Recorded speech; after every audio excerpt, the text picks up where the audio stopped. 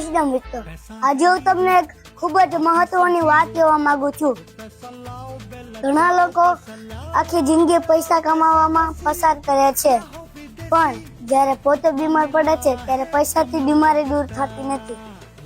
યાદ રાખજો, સ્વાસ્થ્ય જ સૌથી મોટી જીવનની સંપત્તિ છે। થોડુંક ચાલો અને પૌષ્ટિક ભોજન લો અને સારી ઊંઘ લો અને મોબાઈલ કરતા પોતાના શરીરને બહુ બધો સમય દો। તંદુરસ્ત શરીર માટે તંદુરસ્ત મન વચ્ચે છે। આજની એક સારી આદત આવતીકાલનું સારું જીવન બનાવે છે। તો ચાલો આજથી આપણી હેલ્થને એક સૌથી મોટી પ્રાથમિકતા બનાવીએ, કારણ કે જો આપણી હેલ્થ સારી હશે તો જ તે આપણા સપના પૂરા કરવાની તાકાત હશે। ધન્યવાદ। આ વિડીયો તમને ગમ્યો હોય તો તમારા દોસ્તોને શેર કરો, લાઈક કરો અને ફોલો કરવાનું તો ભૂલતા જ નહીં।